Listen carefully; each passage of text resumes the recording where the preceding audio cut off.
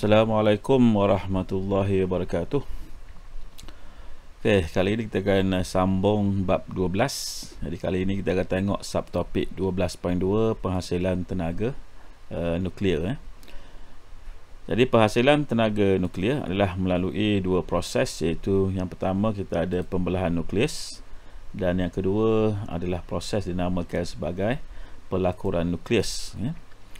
Jadi mengikut persamaan Einstein, jadi Albert Einstein dia mencipta formula ini untuk tenaga, E untuk energy, yang dibebaskan dihubung kaitkan dengan jisim, itu M, yang hilang mengikut formula berikut, E bersamaan MC kuasa 2 ataupun lebih dikenali sebagai E equal MC square lah, di mana E mewakili tenaga yang dibebaskan dalam unit joule, M kecil pula mewakili jisim yang hilang dalam unit kilogram, dan C ialah laju cahaya dalam vacuum yang nilainya ditetapkan pada 3/10⁸ meter per saat. Okey, jadi berdasarkan kepada formula ini, maka saintis telah meneroka bidang nuklear ini. Jadi yang pertama, proses yang dikaji adalah mengenai pembelahan nukleus lah. Jadi pembelahan nukleus merupakan proses pemecahan satu nukleus radioaktif yang berat kepada dua atau lebih nukleus yang lebih ringan dan lebih stabil disertai dengan pembebasan tenaga. Jadi secara konsepnya atom untuk bahan radioaktif ini ianya dalam keadaan tidak stabil. Jadi untuk mencapai kestabilannya dia akan pecah menjadi atom ataupun nukleus yang lebih stabil lah. Dan bila ia pecah ataupun dia terbelah ini, ianya akan membebaskan tenaga yang dikenali sebagai tenaga nuklear. Jadi kamu boleh lihat pada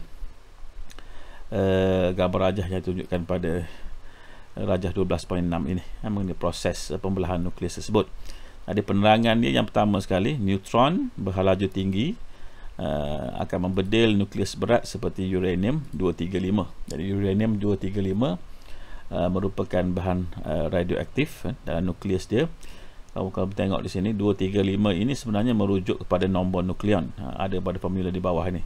235 ini mewakili nombor nukleon, iaitu subatom yang ada di dalam nukleus, yang terdiri daripada proton dan juga neutron.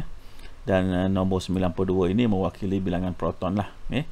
Jadi bila neutron ini ditembak kepada nukleus 235 ini, dia akan menghasilkan satu keadaan yang lebih tidak stabil. Ini formula inilah ditambahkan. Maksudnya neutron ini akan masuk dalam nukleus, dan neutron ini jisimnya atau nombor nukleon dia 1 dan dia tidak ada proton sebab dia adalah satu subatom dalam nukleus dinamakan sebagai neutron.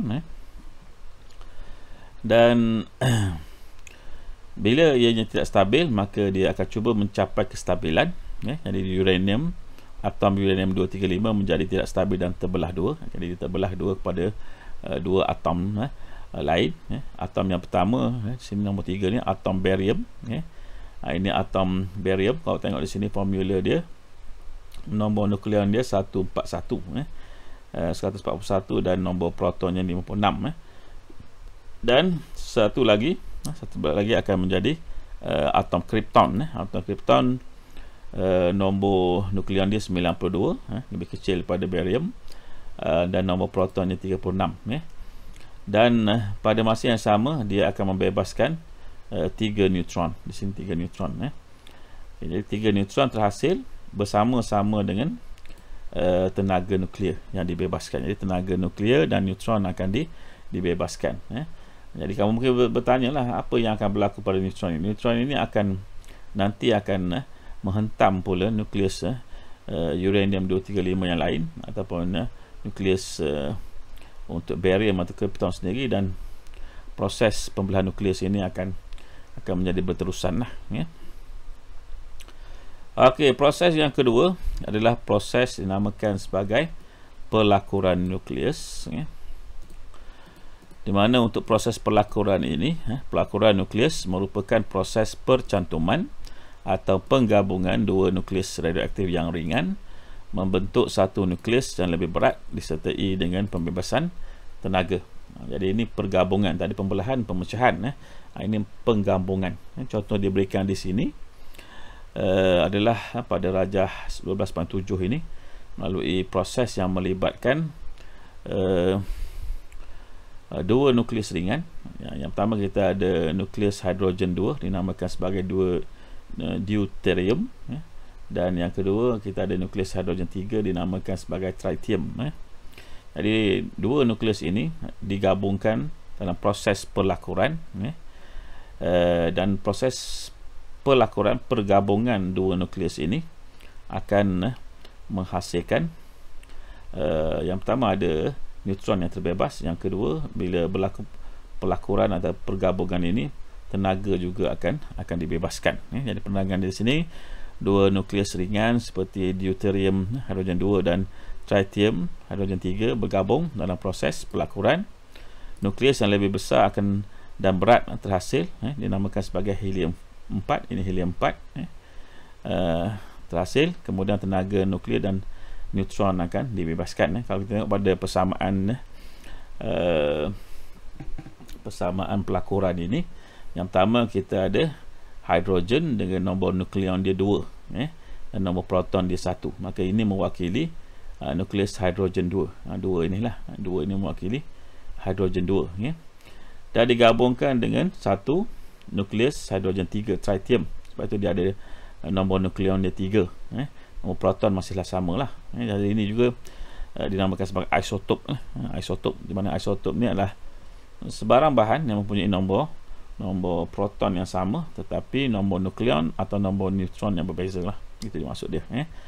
Okey, dan dia menghasilkan satu nukleus yang lebih besar, iaitu nukleus hidrogen 4, dinamakan sebagai helium. Di sini ini ada 4 nombor nukleon dia, nombor proton dia 2, dan membebaskan satu neutron, dan membebaskan tenaga. Jadi ini proses perlakuan nukleus. Jadi secara umumnya pembelahan nukleus melibatkan pemecahan yang berlaku pada satu nukleus radioaktif, bahan radioaktif, contohnya uranium 235. Manakala pelakuran nukleus pula merupakan proses pergabungan dua nukleus menghasilkan satu nukleus yang lebih besar. Jadi itu proses yang agak berlawanan lah. Okey, selanjutnya kita tengok pula tindak balas berantai. Jadi kita kecilkan sikit. Jadi yang pertama, neutron berhalaju tinggi yang dibebaskan daripada tindak balas nuklear boleh membedil nukleus berat lain dan menyebabkan nukleus berat tersebut terbelah dua. Jadi ini yang cikgu terangkan pada pembelahan nukleus tadi, di mana apabila berlaku pembelahan satu nukleus yang tidak stabil kepada dua yang lebih stabil, walaupun tidak stabil sebenarnya, akan terbebas juga neutron. Jadi neutron ini inilah yang akan menghentam nukleus berat yang lain dan menyebabkan berlakunya pembelahan nukleus yang bersambungan.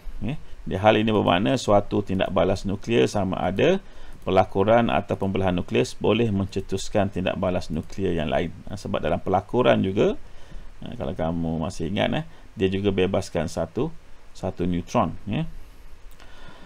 Oleh itu, bilangan tindak balas nuklear semakin bertambah dan berterusan seperti yang ditunjukkan dalam rajah 12.8 ini. Jadi satu sahaja neutron yang ditembak pada satu nukleus yang tidak stabil. Ini contohnya ini untuk pembelahan lah. Menghasilkan neutron seterusnya yang akan menghentam pada nukleus-nukleus lain, dan bila dia yang peringkat yang kedua ini berlaku pembelahan, dia juga akan membebaskan neutron tadi akan menghentam lagi nukleus lain, dan bila nukleus lain ini pecah, dia juga membebaskan lebih banyak neutron. Jadi tindak balas ini berterusan, maka ini dikenali sebagai tindak balas berantai. Jadi yang keempat, tindak balas berantai dapat dibahagikan kepada dua jenis seperti berikut. Yang pertama, kita ada tindak balas berantai yang terkawal. Maksudnya kita boleh mulakan dia, kita boleh hentikan dia, dan kita boleh mengawal magnitude dan sebagainya. Yang kedua, tindak balas berantai yang tidak terkawal, ya. Jadi kita akan tengok pada gambar foto 12.1. Okey, 12.1 di sini kita tengok ni ada dua jenis lah. Ini juga melibatkan pembebasan tenaga nuklear. Jadi yang pertama kita tengok untuk tindak balas berantai terkawal. Jadi gambar rajah yang kita bincangkan di sini mengenai penghasilan tenaga nuklear di stesen janakuasa nuklear yang menghasilkan tenaga elektrik. Jadi kadar pembelahan nukleus dikawal dengan menggunakan rod kawalan. Jadi ini berlaku pada loji nuklear lah, pada reaktor nuklear. Kadar pembebasan habernya dapat dikawal kerana kita nak hasilkan haber yang seragam untuk memutarkan turbin yang akan membebaskan, yang akan menjanakan tenaga elektrik. Yang kedua, contohnya pembelahan nukleus dalam stesen janakuasa tenaga nuklear. Jadi ini mesti dikawal. Kalau tidak dikawal atau tidak terkawal, maka kita tak boleh nak kawal. Yang pertama ni keselamatan reaktor ini. Kalau terlampau tinggi habernya atau terlampau tinggi tenaganya, mungkin boleh menyebabkan meletupan dan sebagainya. Yang kedua, kita juga mesti menghasilkan tenaga haber yang seragam, yang kita kendaki untuk menghasilkan steam untuk menggerakkan turbin tadi. Jadi itu pun mesti pada kadar yang kita kendaki atau kadar seragam lah. Kalau tidak, mungkin mendatangkan masalah pada sistem penghasilan tenaga elektrik. Okey, contoh yang kedua diberikan di sini adalah mengenai matahari, di mana untuk matahari dia merupakan tindak balas berantai tak terkawal, di mana kadar pembelahan atau pelakuran nukleus tidak dapat dikawal. Yang kedua, kadar pembebasan haber yang banyak dalam masa yang singkat. Dan contoh diberikan pembelahan nukleus dalam letusan bom atom dan pelakuran nukleus yang berlaku di matahari. Di matahari lah merupakan tindak balas nuklear yang tidak berhenti. Mungkin manusia tak kawal lah. Kita sebagai Islam, kita percaya semuanya dikawal oleh Allah Subhanahu Wa Taala. Okey, manakala untuk letupan penggunaan bom nuklear ini, dia juga tidak terkawal. Sebab itu yang menyebabkan banyak pencemaran radiasi berlaku. Contohnya di Hiroshima, Nagasaki dulu, bila Amerika Syarikat mengebom dua bandar di Jepun tersebut, menyebabkan Jepun menyerah kalah, menyebabkan kemusnahan yang sangat teruk lah. Dan radioaktif masih lagi ada sampai ke hari ini di kedua-dua bandar tersebut. So kita tengok penjanaan tenaga elektrik daripada tenaga nuklear ini. Antara sebab kenapa saintis ataupun kerajaan-kerajaan dunia masih lagi membuat kajian, masih lagi menggunakan tenaga nuklear ini untuk sebenarnya untuk menghasilkan tenaga elektrik lah. Okey, yang pertama, penjanaan tenaga elektrik daripada tenaga nuklear bermula di dalam reaktor nuklear. Ini adalah tempat reaktor nuklear. Pada rajah 12.9 ini 12.9 dan rajah 12.10 kita akan tengok nanti, menunjukkan struktur stesen janakuasa tenaga nuklear dan mekanisme penjanaan tenaga elektrik di stesen janakuasa tenaga nuklear. Jadi yang ini kalau kita tengok di sini, cuba betulkan sikit. Ini berlaku dalam reaktor nuklear, di mana kalau tengok pada gambar rajah ini, ditunjukkan kepada kita ini di tengah ini, dalam kawasan kuning ini namakan sebagai reaktor. Kemudian kita ada rod bahan api nuklear yang warna hijau ini, yang terdiri daripada uranium 235. Kemudian kita ada moderator grafit. Grafit ini adalah bahan karbon, dan gas karbon dioksida pada tekanan tinggi yang digunakan sebagai ejen penyejuk untuk sejukkan rod uranium ini. Kerana bila berlaku saja proses pembelahan nuklear ataupun pelakuran nuklear pun, dia akan membebaskan banyak tenaga haber terutamanya, maka ini mesti disejukkan lah. Kalau tidak, dia boleh menyebabkan pencairan, melting pada reaktor nuklear tersebut. Okey, dan di sini tunjukkan kita ada salur pipe yang biasa terdiri daripada logam lah, yang diisi dengan air. Maksudnya bila bermulanya proses pembelahan nuklear ini ataupun pelakuran nuklear, haber dibebaskan dan haber tadi akan memanaskan air yang ada dalam sistem pipe ini. Air tadi akan, oleh kerana haba yang sangat tinggi, akan bertukar menjadi steam. Steam ini merupakan gas yang bergerak secara laju. Steam ini akan memusingkan turbine. Turbine ini adalah turbine dynamo, di mana dynamo ini dia akan menghasilkan tenaga elektrik lah bila dia berpusing. Di mana pusingan tadi dia akan memutuskan gelombang elektromagnet yang ada, sebab dalam dynamo ni ada magnet, maka pemutusan medan magnet tadi akan menghasilkan tenaga elektrik. Kemudian ditunjukkan di sini, selepas melalui turbine, air tadi akan dialirkan ke dalam kondenser, di mana kondenser ni tugas dia adalah untuk menyejukkan. Untuk menyejukkan, di sini ditunjukkan air laut yang sejuk dimasukkan, dialirkan masuk dan akan menyejukkan air yang ada dalam turbine tadi, dan dikeluarkan. Jadi air laut tadi panaslah, dikeluarkan. Kalau mungkin dimasukkan dalam laut semula, jadi ianya akan disejukkan secara lebih besar lah, sebab laut ni saiz dia besar. Kemudian air tadi akan dialirkan semula melalui shallow pipe tadi, dan ada pump di sini. Pump tadi akan menolak masuk semula air tadi ke dalam kawasan reaktor ini. Nah, di sini kalau tengok ni warna orange ini ada perisai konkrit. Sebab perisai konkrit yang tebal ataupun kepingan plumbum yang tebal boleh mengelakkan berlakunya pembebasan bahan radioaktif, tenaga radioaktif, contohnya sinar alfa, sinar beta dan sinar gamma dan sebagainya. Okey, penerangan secara lebih umum di sini tunjukkan pada 12.10 juga mekanisme penjanaan tenaga elektrik di stesen jana kuasa tenaga nuklear. Jadi yang pertama, berlakunya tindak balas nuklear di mana di dalam reaktor ini. Jadi tindak balas nuklear akan menghasilkan haba yang tinggi. Haba tadi akan mendidihkan air yang ada dalam sistem pipe ini menjadi steam. Steam merupakan wap ataupun gas yang bergerak dengan sangat laju. Steam tadi akan memutarkan turbine di sini. Turbine tadi akan memutarkan pula dynamo, penjanaan elektrik ini, dan dynamo tadi atau penjanaan elektrik tadi akan menghasilkan tenaga elektrik. Kita tengok pada jadual 12.22 ini, dia tunjukkan fungsi bahagian-bahagian yang ada dalam reaktor nuklear.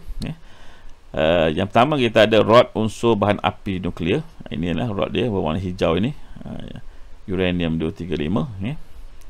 Jadi, fungsi dia, unsur bahan api nuklear yang lazimnya digunakan dalam pembelahan nukleus dalam stesen jana kuasa tenaga nuklear ialah uranium 235.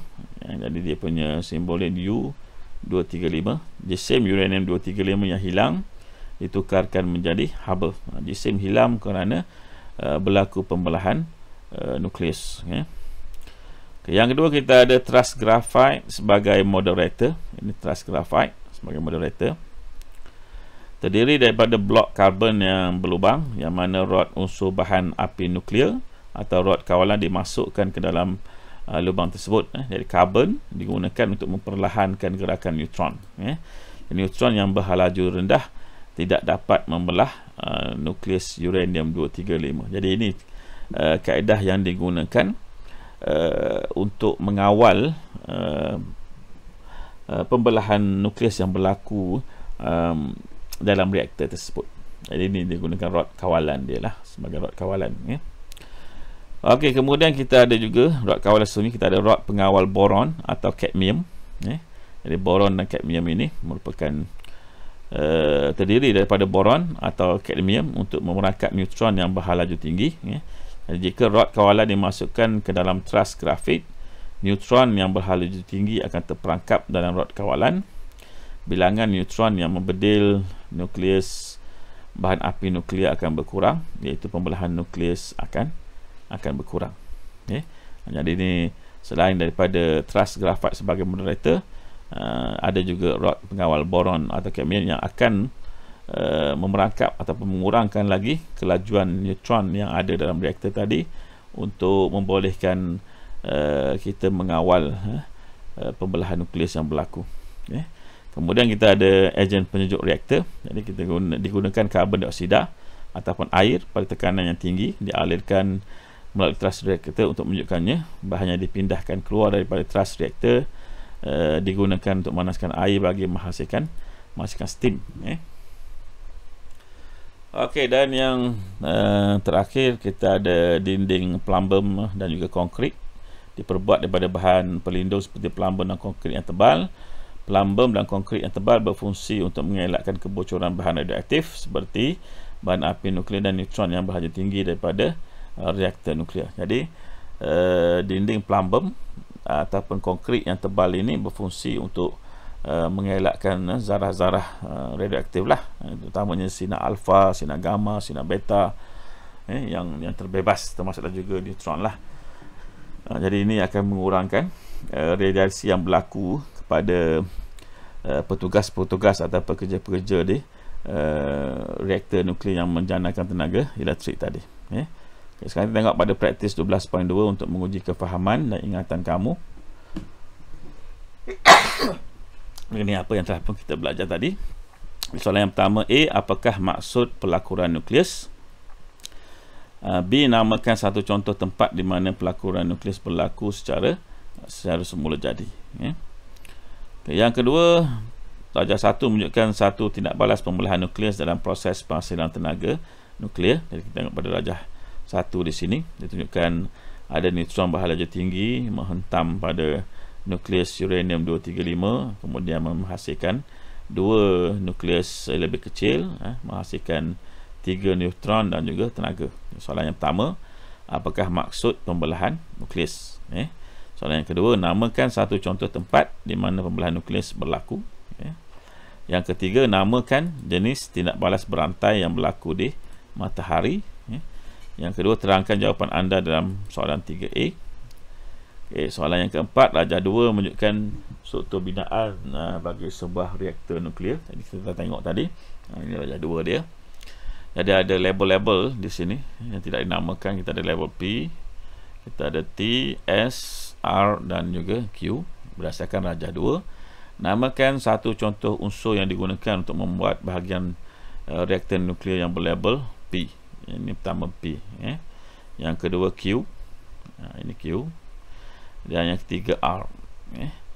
B, jika air yang bertekanan tinggi dimasukkan ke dalam reaktor nuklear melalui AS, apakah yang dikeluarkan dari reaktor nuklear melalui ET? Dan soalan C, apakah fungsi bahagian reaktor nuklear yang berlabel P tersebut? Jadi itu praktis 12.2. Jadi kamu boleh cuba jawab untuk menguji kefahaman dan ingatan kamu apa yang telah kita belajar dalam video tadi. Jadi sehingga berjumpa lagi. Assalamualaikum warahmatullahi wabarakatuh.